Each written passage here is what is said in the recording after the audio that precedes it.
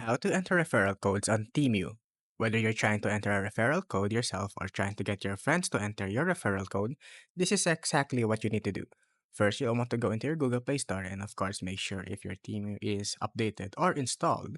So we'll go ahead and update this real quick, and once updated, we'll go ahead and click on open.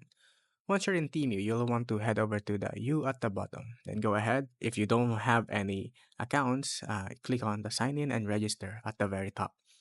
You'll then want to register for a Temu account, and you can either register with your email or phone number, but in this case, I'm going to register with my Google account.